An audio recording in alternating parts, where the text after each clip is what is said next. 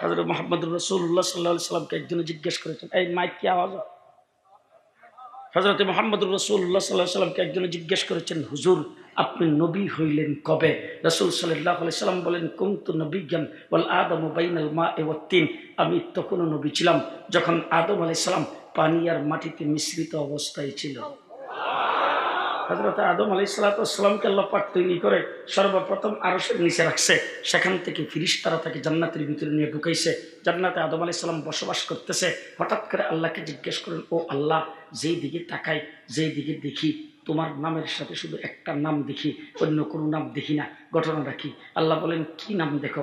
বলে, যেই দিকে তাকাইলাম সেই দিকে দেখি লা ইলাহা ইল্লাল্লাহ, সাথে লেখা মুহাম্মাদুর রাসূলুল্লাহ। আল্লাহ জিজ্ঞেস করেন, কোথায় কোথায় দেখলা? বলে, আরশের নিচে যখন আমাকে রাখা হয়েছে, উপরের দিকে তাকায় দেখি আরশের চতুর্দিকে বড় অক্ষরে লেখা লা ইলাহা ইল্লাল্লাহ মুহাম্মাদুর রাসূলুল্লাহ।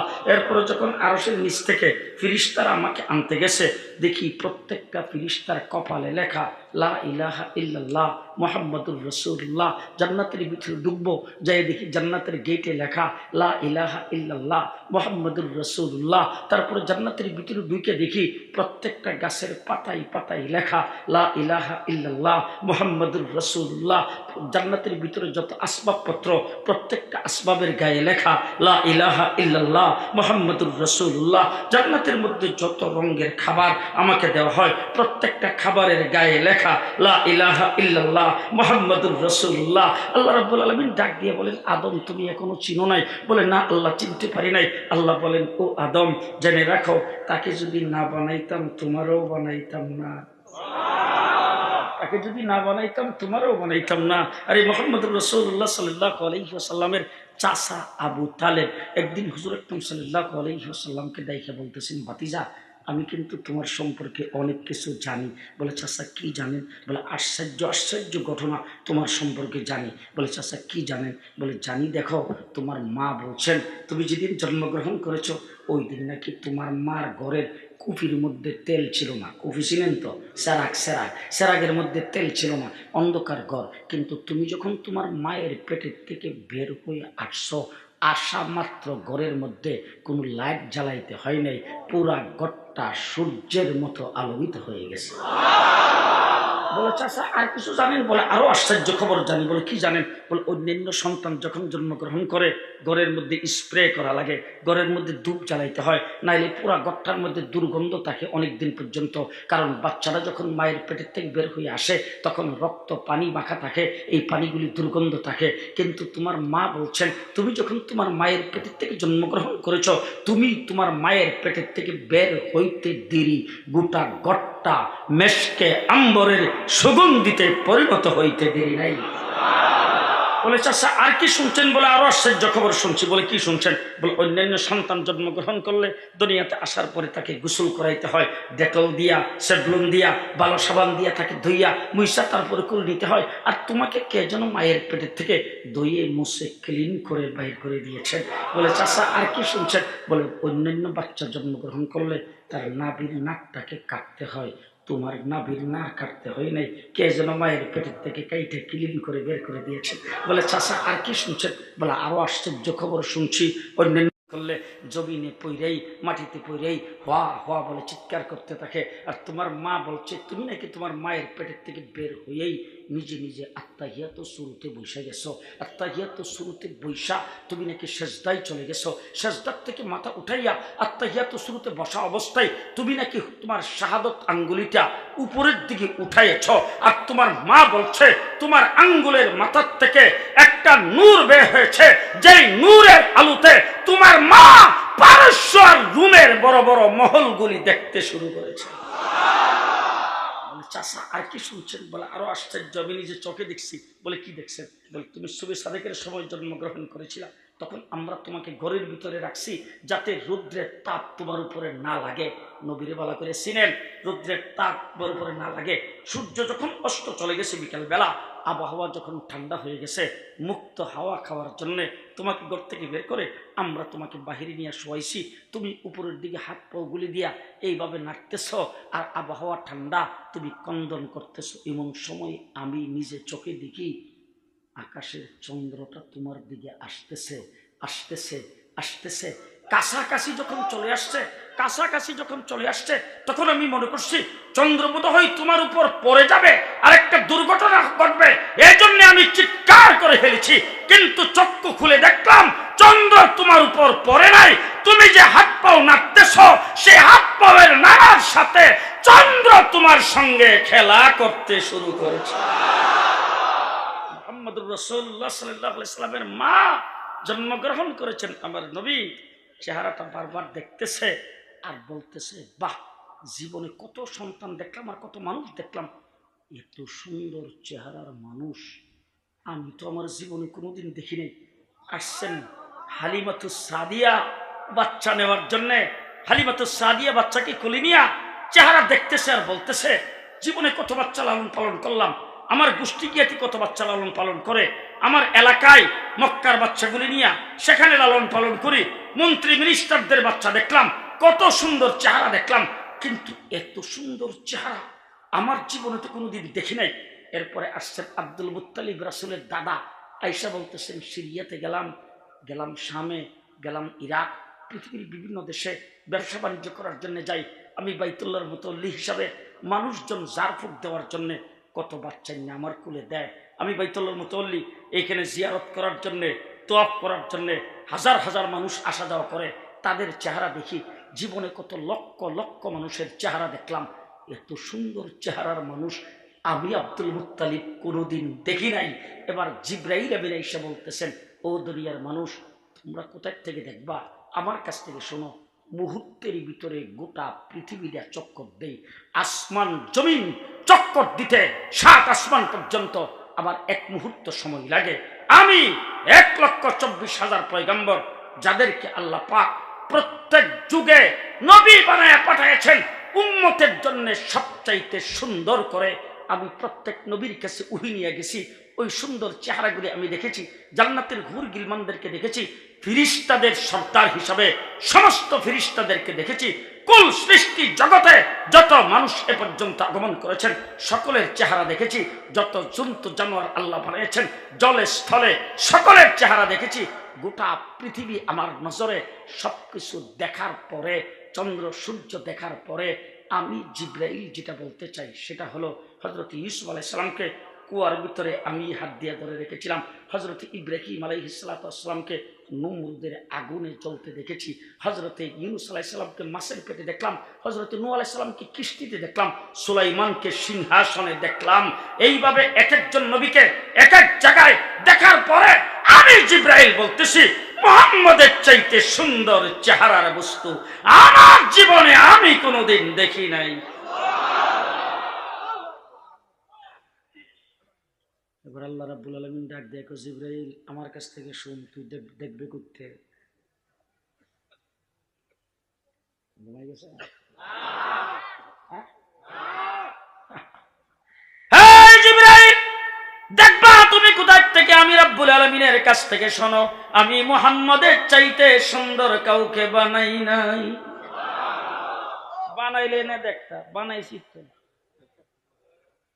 বানাইছি তো। শাহ আব্দুল আজিজ মুহাদ্দিস দেহলভী রাহমাতুল্লাহি আলাইহি তাফসীরে আজিজের ভিতরে লিখেছেন, আল্লাহ রাব্বুল আলামিন সুন্দরকে বানায় 100 ভাগে ভাগ করেছেন। কয় ভাগ? 100 ভাগে ভাগ করার পরে 99 ভাগে রেখে 1 ভাগকে আলাদা করেছেন। ওই 1 ভাগকে করছেন 2 ভাগ। 1 ভাগরে এই 1 ভাগের 2 ভাগকে 2 ভাগের 1 ভাগ দিয়া আল্লাহ রাব্বুল আলামিন ইউসুফ আলাইহিস সালামকে বানাইছেন। ইউসুফ কেমন সুন্দর। আর 100 ভাগের 1 ভাগের অর্ধেক রইছে, সেই অর্ধেক দিয়া तमाम পৃথিবী বানাইছে। এবার 100 ভাগের 1 ভাগের অর্ধেকের সিডা ফাড়া হইলাম,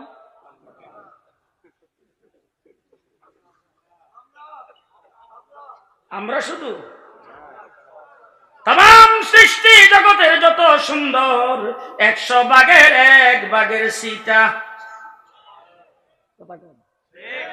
ঠিক না ঠিক? এবার 100 ভাগের 1 ভাগের অর্ধেকের সিটা যারা পাইছে তাদেরকেই ফেসবুকে দেখা ঘুম নাই। বালিশের নিচে মাথাটা দিয়ে কি দেখলাম রে? ইউসুফ আলাইহিস সালাম একা অর্ধেক, কেমন সুন্দর। বাদশা আজিজে মিসরের স্ত্রী জুলাইখা ইউসুফ আলাইহিস সালামকে দেখে যখন পাগল হয়ে গেলেন, বাংলাদেশের গার্মেন্টসের সমস্ত শ্রমিক মহিলা সবাই এবার ধিক্কার জানাইতে শুরু করলো। ওই মহিলা না বলে আপনারা বুঝবেন না। জুলাইখা সবাইরে দাওয়াত দিছে রাজপ্রাসাদের ভিতরে দাওয়াত খাওয়ার জন্য। মার্কেটের বেনারসি শাড়ি সব টান ফালাইয়া দিছে, সবাই গেছে দিছে ফল খাওয়ার জন্য। চাকু দিয়া কাইটা খাইব, এক হাতে লইছে চাকু আর এক হাতে ফল। জুলাইখা ইউসুফ আলাইহিস সালামকে বলছেন তাদের সামনে দিয়ে একবার যাইবা, তারা যেন এক নজর তোমাকে দেখে। যারা গেছিল তারা দেখলো কয়বার? জুলাইখা দেখে কয়বার? সব সময় জুলাইখা দেখে, তারা দেখছে একবার। একবার ইউসুফ আলাইহিস সালামের চেহারার দিকে তাকাইছে, ছুরি দিয়া ফলের পরিবর্তে হাত কেটে ফেলাইছে। আম্মা জানা আয়েশা সিদ্দিকা বলেন, ওই জমানার মহিলারা যারা ইউসুফ আলাইহিস সালামকে দেখে হাতের আঙ্গুল কেটে ফেলছিল, তারা যদি আল্লাহর হাবিবকে এক নজর দেখত, তাদের হাতের আঙ্গুলি নয়, তারা সবাই কলিজা কাইটা ফেলাইতো। ও আমার ভাই, ওলামায়ে কেরাম এখানে আছে, আপনারা সাক্ষী দিবেন। ইউসুফ আলাইহিস সালামকে যারা দেখছে হাতের আঙ্গুল কাটছে, হাত কাটছে, ঈমান আনে নাই। ঈমান আনে নাই, বলছেন এটা মানুষ না, ইন হাযা ইল্লা মালাকুন কারীম, এটা হলো বুজুর্গ ফেরেশতা। ইউসুফ আলাইহিস সালামকে যারা দেখছে তাদের হাতের আঙ্গুল কাটছে, ঈমান নসিব হয় নাই। আমার নবীকে যারা দেখছে ঈমানও আনছে, কলিজাও কাটাইছে। হযরত সুমাইয়া রাসূলকে দেখছে, ঈমানও আনছে, কলিজাও কথা কয় না, ঠিক না বেঠিক? হযরত আমির হামজা রাসূলকে দেখছে, ঈমানও আনছে, কলিজাও কাটাইছে, ঠিক না বেঠিক? আই হায় হায়, রাসূল কেমন সুন্দর। একজন সাহাবী রাসূলের দরবারে বসা একবার আসমানের দিকে চায় আর একবার নিচের দিকে চায়। অন্যান্য সাহাবীরা বলে, আল্লাহর নবীর সামনে বসে এরকম ভাবে এরকম মাথা ঘুরাও কেন? ওই সাহাবী ডাক দিয়ে বলেন, আসমানের চন্দ্র দেখি, জমিনের চন্দ্র দেখি। আরে আস্তে, আল্লাহু আকবার। সাহাবী জিজ্ঞেস করে, বলো দেখি আসমানের চন্দ্র কেমন মনে হইল, জমিনের চন্দ্র কেমন মনে হইল? সাহাবী ডাক দিয়ে বলেন, খোদার কসম করে বলি, আসমানের চন্দ্রে কালো কালো দাগ দেখা যায়, জমিনের চাঁদে কোনো দাগ না।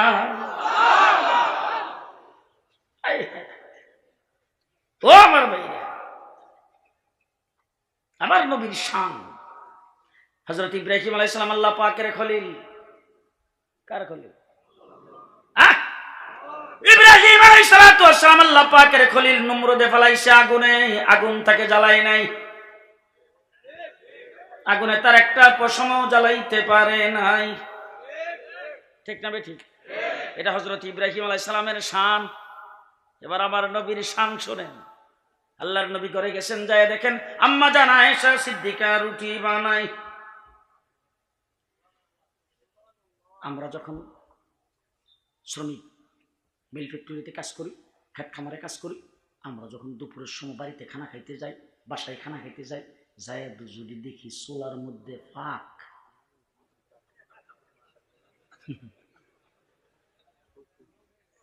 গেটটা দিয়ে ঢুকে চুলার মধ্যে ফাঁকের আওয়াজটা শুনলে বা দেখলে,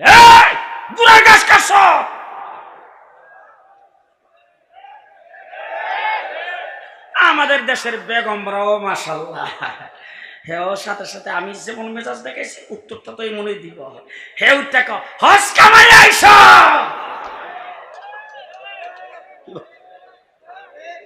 আমি যা কইলাম হেও তো হিদি উত্তর। উম্মাহাতুল মুমিনিন গণ, আল্লাহর নবীর বিবি সাহাবীগণ বলেছেন, রাসূল যদি বাহির থেকে আসতেন আমাদের চুলায় আগুন জ্বলতো না। যদি কোনো হাদিয়া তোফা আসতো আমরা যদি পাক করতাম, রাসূল জানেন আজকে দুপুরে খানা পাক হবে। প্রচন্ড পেটে খিদা নিয়ে রাসূল আয়েশা যখন দেখতেন চুলার মধ্যে পাক, রাসূল চেহারাটা কোনোদিন মলিন করেন নাই, সাথে সাথে চুলার কাছে এসে আমাদের পাকে শরীক হইতেন। লাকাদ কানা লাকুম ফি রাসূলিল্লাহি উসওয়াতুন হাসানাহ। আম্মা জান আয়েশা সিদ্দিকা রুটি বানাইতেছে, রাসূল যায় কয়ে, আয়েশা এই বেলুনটা আর একটু, আমাদের দেশে কেরা, আপনাদের দেশে কি কো জানেন? খামির। খামির ওই যে রুটি বানাইবার আগে যে গুল গুল করে বানায়, হ্যাঁ, বেলুনটা আর একটু খামির আমার কাছে দাও, আমার হাতে আমি রুটি বানাবো। রাসূল সাল্লাল্লাহু আলাইহি ওয়াসাল্লাম নিজের পায়ের জুতাটা নিজে সেলাই করে পরতেন, হুজুরের গায়ের জামাটা নিজে সেলাই করে পরতেন। রাসূল সাল্লাল্লাহু আলাইহি ওয়াসাল্লাম পাকে শরীক হইয়া আম্মা জান আয়েশা সিদ্দিকার সাথে পাক করেছেন। হুজুরকে জিজ্ঞেস করা হয়েছে, হুজুর আপনি কেন পাক করেন? রাসূল বলছেন, আমার উম্মতের মধ্যে হাজার হাজার লোকজন হবে বাবুর্চি, বাবুর্চিকে যেন কেউ অবহেলা না করে, বাবুর্চির সম্মান বৃদ্ধি করার জন্য আমি নবী ও বাবুর্চির কাজ করলাম। আল্লাহর নবী ইহুদির কুয়া থেকে টেনে টেনে পানি উঠায়। উলামায়ে কেরাম এখানে আছে। হুজুরকে জিজ্ঞেস করেছেন, হুজুর আপনি ইহুদির কুয়া থেকে কেন পানি উঠান? রাসূল বলেছেন, আমার উম্মতের ভিতরে লক্ষ লক্ষ শ্রমিক হবে, গার্মেন্টস শ্রমিক, লক্ষ লক্ষ শ্রমিক হবে। শ্রমিকদেরকে যেন কেউ খারাপ ব্যবহার না করে, শ্রমিকদের সাথে যেন কেউ অবহেলার ব্যবহার না করে, এই জন্য আমিও শ্রমিকের কাজ করে শ্রমিকের ইজ্জত উঁচা করে দিলাম। গোটা পৃথিবীতে শ্রমিক আন্দোলন হয় কি হয় না?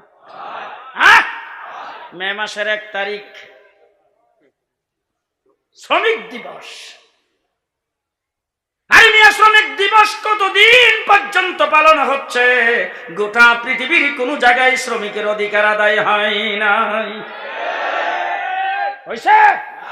আর শ্রমিক আর মালিকের মধ্যে দ্বন্দ্ব আর সংঘাত, শ্রমিকের ইজ্জত আর সম্মান হয় না, শ্রমিকের হক আদায় হয় না, শ্রমিকের অধিকার আদায় হয় না। সেই অধিকারের জন্য আমার রাসূল বলেছেন, 1 নম্বর সত্য হলো শ্রমিকের গায়ের ঘাম শুকাইবার আগে তার বেতন দিয়ে দাও। কে বলেছেন? কে বলেছেন? ও গার্মেন্টসের শ্রমিকেরা, রাসূলের চাইতে দরদি লিডার তোমাদের জন্য আর কেউ নাই।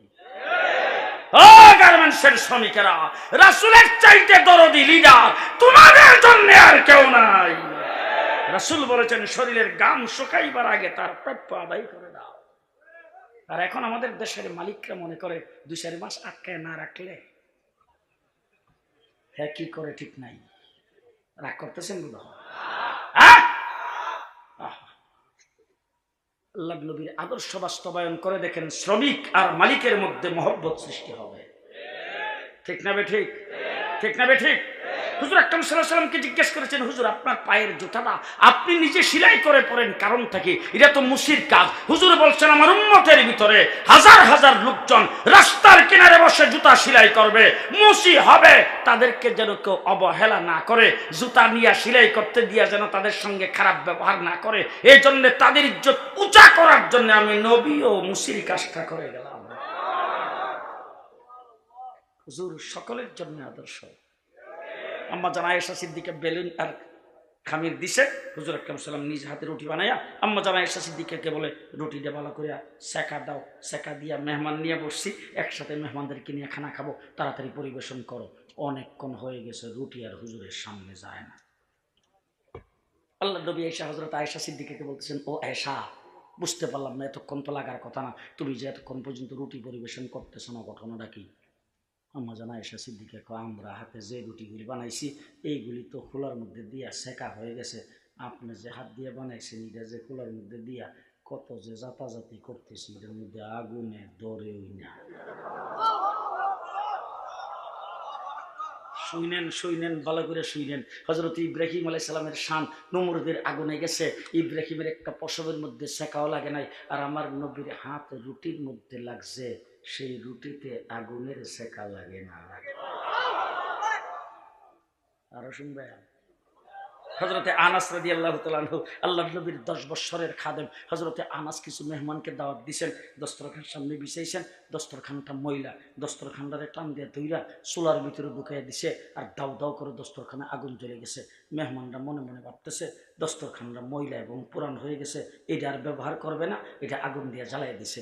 একটু পরে আগুন যখন জ্বলে কিছু কমছে, দস্তরখানটারে এই চুলার ভিতর থেকে উঠাইয়া ঝাড়া দিয়া মেহমানদের সামনে বিছাইছে। দেখে সম্পূর্ণ নতুন এবং পরিষ্কার, কোনো মহিলার বংশ নাই, আর একটা পশম, একটা সুতাও দস্তরখানের আগুনে জ্বলে। হযরতে আনাস রাদিয়াল্লাহু তাআলা আনহুকে সাহাবায়ে কেরাম বলতেছে, তুমি কি কোনদিন দিল্লি গেছলা না ঢাকা গেছলা?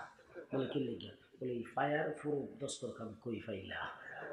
ফায়ার প্রুফ দস্তরখান কোথায় পাইলা? যেটা আগুনের মধ্যে নিক্ষেপ করে দেওয়ার পরে আগুন সেটাকে জ্বালাইতে পারে নাই, একটা সুতাও জ্বলে নাই, দস্তরখানের ময়লাগুলি আগুনে খেয়ে ফেললো। হযরতে আনাস বলেন, দস্তরখান তোমার গায়ের যে কাপড়, আমার গায়ের যে কাপড়, তোমার ঘরের যে কাপড়, আমার ঘরের যে কাপড়, দস্তরখানও সেই কাপড়, সেই সুতারই। কিন্তু বেশ কমটা হইল, আমার রাসূল একদিন আমার ঘরে আসছিলেন দাওয়াত খাইতে, হুজুরের সামনে আমি এই দস্তরখানটা দিয়েছিলাম। আল্লাহর নবী খানা খাওয়ার পরে এই দস্তরখানটা দিয়ে হাতটা মুছছিলেন, এরপর থেকে দস্তরখানটা যতবার ময়লা হয় এটাকে আগুনে নিক্ষেপ করে দেয়, আগুনে ময়লাগুলি পরিষ্কার করে ফেলে। আল্লাহর নবীর হাত এই দস্তরখানে লাগার কারণে দস্তরখানে আগুনে স্পর্শ করে না। আরেকটা কথা মনে ছিল, কইটা এতক্ষণ শুনলেন মুহাম্মদুর রাসূলুল্লাহ সাল্লাল্লাহু আলাইহি সাল্লামের শান, এবার শুনেন রাসূলের গোলামের শান। আমাদের দেশে যখন আগুন লাগে তখন মানুষ দৌড়ে কই যায়? ফায়ার সার্ভিসের কাছে যায়। আর আমরা দেশের ফায়ার সার্ভিস মাশাআল্লাহ এত ভালো যে আগুন জ্বললা শেষ হইয়া সারলে তারা পে পে করতে করতে আয়। কথা বুঝেন নাই কারবার? এবং বর্তমানে আমাদের দেশে আগুন নিভাইবার যে আধুনিক ব্যবস্থাপনা, সেটা হলো হেলিকপ্টার দিয়ে পানি নেওয়া। বনানীতে যখন আগুন লাগলো তখন দেখা গেছে হেলিকপ্টার দিয়া পানি নিয়ে আগুন নিভাইতে গেছে, বালতির তলা নাই, বালতির তলা নাই। বুঝেন, এই হলো দক্ষ আমাদের দেশের ডিফেন্স, সাংঘাতিক।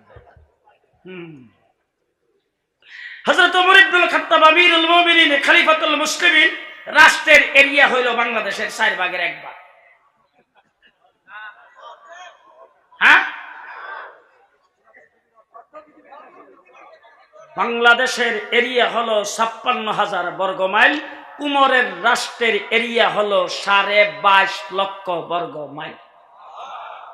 হ্যাঁ, 22.5 লক্ষ বর্গ মাইল হযরতে উমরের রাষ্ট্রের এরিয়া। এই রাষ্ট্রের মদিনাতে পাহাড়ের মধ্যে পাথর দিয়ে আগুন জ্বলছে, ওই আগুন দাউ দাউ করে মদিনার দিকে আসতেছে। বস্তির লোকগুলি দৌড়ে যায় উমরের, ওমর তাড়াতাড়ি ফায়ার সার্ভিস পাঠাও, আমাদের এই পাহাড়ের গিরিপথ থেকে আগুন আসতেছে, কিছুক্ষণের ভিতরে এসে আমাদের গ্রামে গঞ্জে আগুন জ্বালিয়ে দেবে। হযরত উমর ইবনুল খাত্তাব একজন সাহাবীর হাতে উমরের কান্দের থেকে রুমালটা ঠান্ডা লইয়া সাহাবীর দিয়া যাও, ফায়ার সার্ভিস লইয়া যাও, আগুন নিভে দিও।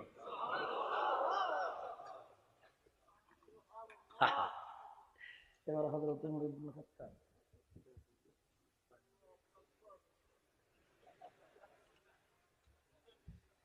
উমর ইবনুল খাত্তাবের রুমাল লইয়া ফায়ার সার্ভিস, রুমাল লইয়া ওই সাহাবী গেছে, যায় যা আগুন যে আসতেছে দাউ দাউ করে আগুনের সামনে যায় খারিয়া, যাও যাও যাও। এই যে উমরের রুমাল দেখায় যে আগুনের সামনে এইভাবে বাউ দিল আর যা কইল, আজকে 1450 বছর আগুন যে গেছে মদিনার দিকে আসে নাই। এটা হইল আমার নবীর গোলামের শান। আরো শুনবে? হযরত ওমর ইবনুল খাত্তাব যখন আমিরুল মুমিনিন খলিফাতুল মুসলিমিন, একদিন উমর হাঁটতেছে এমন সময় মা দিয়ে কাঁপছে, মানে ভূমিকম্প। আমরা বাংলাদেশেও কিন্তু ভূমিকম্প আসে মধ্যে মধ্যে। গত 3-4 বছর আগে আইছিল শেষ রাত্রে। আল্লাহ, মাদ্রাসার সামনে এসে দেখি, আমি তো গাড়ি চলতেছে, তো মাটি থেকে আসতেছি, গাড়ি চলতেছে, এর ভিতরে বেশি টের পাইনি। মাদ্রাসার সামনে এসে দেখি ছাত্র সব রাস্তায়। আমি তো মেজাজ গেছে খারাপ হইয়া, ঠান্ডা দরজাটা খুলে, এই কি রে, হুজুর ভূমিকম্প। সাথে সাথে বাসায় ফোন দিলাম, বাসারে রাখো, আমরাও রাস্তায়। হযরত ওমর ইবনুল খাত্তাবের সময় উমর দাঁড়ানো অবস্থায় যখন মাটি কাঁপছে, ভূমিকম্প শুরু হয়েছেন, ওমর ইবনুল খাত্তাবের লাঠি হাতে নিয়ে উমর মাটিতে আঘাত করে রাখো, থাম,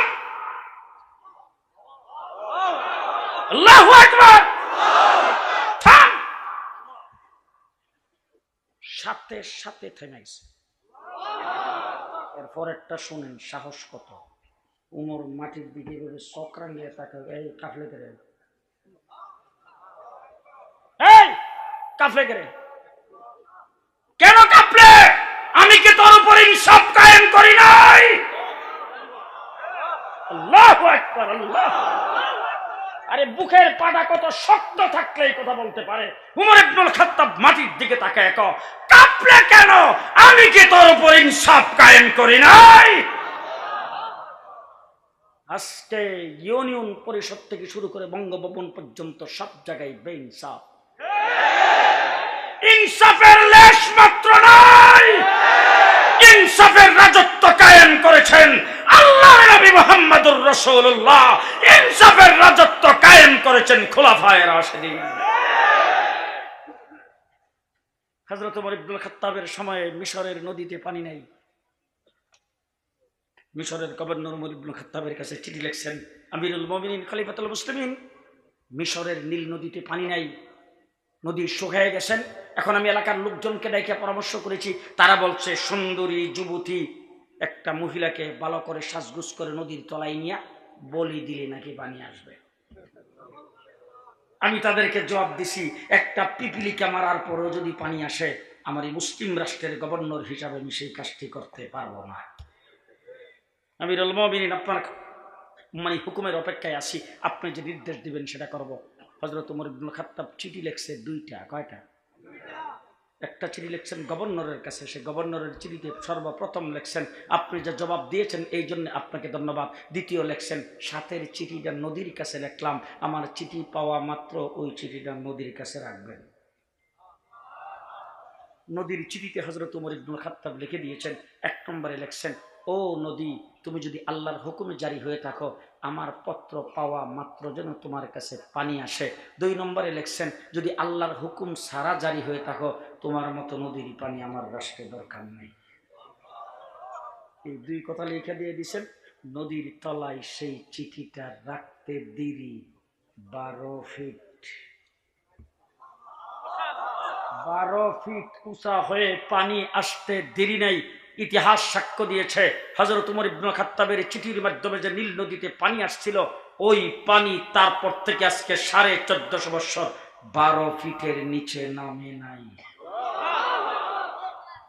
আমার নবীর গোলামের শান।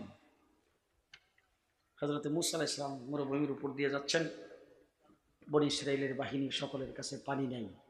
এবার স্লোগান দিতে শুরু করছেন, মূসা, তোমার আল্লাহরে কও তাড়াতাড়ি পানি দিত, আমাদের পানি সবাই শেষ। হযরত মূসা আলাইহিস সালাম আল্লাহরে কও, আল্লাহ, ঠাডা মারা উম্মত লয়ে বড় বিপদ হয়ে আছে। এরা তো কিছু হইলেই স্লোগান আর হরতাল ডাকা শুরু করে দেয়। এখনই যে পানি নাই, তারা আমার কাছে পানি চাইতেছে, পানি কোথার থেকে দেই? হযরত মূসা আলাইহিস সালাম আল্লাহ ডাক দিয়ে কও, এই শ্বশুর বাড়ির সালামিটা হাতে কোন কামে রাখছো? সামনে একটা পাথর আছে, এটার মধ্যে বাড়ি দাও, বাড়ি দাও, তারপরে কি হয়? হযরত মূসা আলাইহিস সালাম কাল্লা, এটা তো হাত থেকে ছাড়লে সাফ হয়। বলে বেটা পানিতে বাড়ি দেয়, দেখোস না এখন কি হয়? দিছে পাত্তরে বাড়ি, 12টা নহর জারি হয়েছে। কয়টা? এটা হলো হযরত মূসা আলাইহিস সালামের শান। এবার আমার নবীর শান শুনেন। 1400 সাহাবী নিয়ে রাসূল সাল্লাল্লাহু আলাইহি ওয়াসাল্লাম গেছেন খুদাইবিয়া নামক জায়গায়। সেখানে যাওয়ার পরে মক্কার কাফেরেরা এসে বাধা দিয়েছেন, রাসূল উমরা করতে যাইতে পারে নাই। সেখান থেকে চুক্তিবদ্ধ হয়ে রাসূল সেখান থেকে ফেরত আসবেন। ওই জায়গাতে 1400 সাহাবী এসা হুজুরকে বলতেছেন, হুজুর, পানি যা সাথে নিয়ে আসছিলাম, এইখানে কয়েকদিন অবস্থান করার কারণে মদিনায় যাইয়া তো পানি সংগ্রহ করতাম, মদিনায়ও যাইতাম, মক্কায়ও যাইতে পারলাম না। এখন পানি শেষ, আমাদের খাবারের পানি নাই, উজুর পানি নাই, আমাদের কোনো পানি নাই, পানি সব শেষ হয়ে গেছে। রাসূল বলছেন, তোমাদের বান্ডগুলি, পানির বান্ডগুলি, পানির থলিগুলি নিয়ে আসো। থলিগুলি নিয়ে আসছেন। হুজুর একটা বর্তন দিয়ে বলছেন, থলিগুলি উল্টায় ঝাড়া দাও। সকলে উল্টায় ঝাড়তে শুরু করছেন, কিন্তু ঝাড়তে ঝাড়তে কোনোটার থেকে 1 ফোঁটা, কোনোটার থেকে আধা ফোঁটা পানি পড়ে নাই, একটার মধ্যেও পানি নাই। হুজুর আকরাম সাল্লাল্লাহু আলাইহি ওয়াসাল্লাম ওই বর্তনটার উপরে হাতটা এইভাবে রাইখা এইভাবে হাতটাকে ঘষা দিয়েছেন, দিয়া হুজুর হাতটাকে উপরের দিকে উঠায়া আঙ্গুলগুলি এইভাবে ফাঁক করে ধরেছেন। প্রত্যেকটা আঙ্গুলের ফাঁক থেকে আমার নবীর পানির নহর জারি হয়ে গেছে। হযরত মূসা আলাইহিস সালামের শান আর আমার নবীর শান এইভাবে যদি বলতে থাকি সারা দিন রাত্র বলতে পারবো। ও আমার ভাইরা, যত নবী দুনিয়াতে আসছিল, যত নবীর যত শান ছিল, যত নবীর যত মর্যাদা ছিল, যত নবীর যত কিতাব ছিল, যত নবীর যত দিন ছিল, সবগুলি ডেট এক্সপায়ার হয়ে গেছে, মেয়াদ উত্তীর্ণ হয়ে গেছে। এইগুলি এখন আর কোনো কাজে লাগবে না। আমার নবীকে আল্লাহ তাবারক ওয়া তাআলা যেই দিন দিয়েছেন কিয়ামত পর্যন্ত সেই দিন চলবে। এটা ডেট এক্সপায়ার হবে না, এটার ডেট কোনোদিন উত্তীর্ণ হবে না, মেয়াদ উত্তীর্ণ হবে না, এটার মেয়াদ কিয়ামত পর্যন্ত থাকবে। এই জন্যে হযরত ঈসা আলাইহিস সালামের কাছে নাজিল হয়েছিল ইনজিল। আজকে সেই ইনজিলের বংশ খুঁজে পাওয়া যাবে না। মূসা আলাইহিস সালামের কাছে তৌরীত, তৌরীতের বংশ খুঁজে পাওয়া যাবে না। একটা মূল কপি কেউ দেখাইতে পারবে না। গোটা পৃথিবীতে তৌরীত ইনজিলের একজন হাফেজ দেখাইতে পারবে না। আমার নবীর প্রধান মুজিজা 30 পারা কুরআন 1400 বছর পর্যন্ত আছে। শুধু কাগজে লেখা নয়, মানুষের সিনার ভিতরে আছে, কিয়ামত পর্যন্ত থাকবে। ঠিক না ঠিক? ঠিক না ঠিক? সেই নবী মুহাম্মদুর রাসূলুল্লাহ সাল্লাল্লাহু আলাইহি ওয়াসাল্লামের জীবনের সর্বপ্রথম যে কাজটা ছিল সেই কাজটা ছিল ব্যবসা। কি ছিল? ব্যবসা। রাসূল 10 বছর বয়স থেকে ব্যবসা শুরু করেছেন হুজুরের পেট পালার জন্য, রাসূল জরিয়ায়ে মাস সংসার চলার জন্য যে কাজটি রাসূল করেছেন এটা হলো ব্যবসা। এই জন্য রাসূল সাল্লাল্লাহু আলাইহি ওয়াসাল্লাম ব্যবসায়ীদের সম্পর্কে যেই হাদিস বলেছেন এই হাদিস অন্য কারো সম্পর্কে বলে নাই। হুজুর আকরাম সাল্লাল্লাহু আলাইহি ওয়াসাল্লাম বলছেন আত্তাজিরু সুদুকুল আমিন, সত্যবাদী ব্যবসায়ী সম্পর্কে রাসূল বলেন তাদের হাসর হবে মান নবিয়্যিন, 1 নম্বরে নবীদের সাথে, ও সিদ্দিকিন 2 নম্বরে সিদ্দিকদের সাথে, ও শুহাদা শাহাদায়ে কেরামের সাথে, ও সালিহিন নেককারদের সাথে। 4টা গ্রুপ তারা যাবে জান্নাতে, তার মধ্যে কোনো সন্দেহ নাই। নবী জান্নাতে যাবে বিনা হিসাবে, সিদ্দিক জান্নাতে যাবে বিনা হিসাবে, দিনের রাস্তায় যারা জিহাদ করে শাহাদাত বরণ করে তারা যাবে জান্নাতে বিনা হিসাবে, সালিহিন যারা নেককার তারা যাবে বিনা হিসাবে। বিনা হিসাবে 4 গ্রুপ জান্নাতে যাবে, তাদের সাথে ব্যবসায়ীদের হাসর হবে আমার নবী ঘোষণা করেছেন। এর চাইতে বড় সৌভাগ্য ব্যবসায়ীদের আর হতে পারে না। এই জন্য যারা ব্যবসা করেন, যারা ব্যবসার সাথে জড়িত, কলকারখানার সাথে জড়িত, আপনাদেরকে বলবো নবীর সুন্নত কলকারখানার ভিতরে দোকান, নবীর আদর্শ দোকান। যদি জীবনে কিছু করতে চান, দুনিয়া তো কামিয়াব, আখেরাত কামিয়াব, নতুবা আপনি অজস্র টাকার মালিক হতে পারেন, আপনি টাকা পয়সার দমদৌলতের মালিক হতে পারেন, কিন্তু রাসূলের উম্মতের খাতায় নাম না থাকলে দুনিয়াও বরবাদ হবে, আখিরাতও বরবাদ হবে। আল্লাহ পাক আমাদেরকে কবুল করুন, সকলে বলেন আমিন। যে সমস্ত শ্রমিকেরা আজকের মাহফিলের ইন্তজাম করেছেন তাদেরকে ধন্যবাদ ও মোবারকবাদ জানাই। আল্লাহ যেন তাদেরকে কবুল করেন, সকলে বলেন আমিন। এই সংগঠনকে যেন আল্লাহ পাক কবুল করেন, সকলেই বলি আমিন।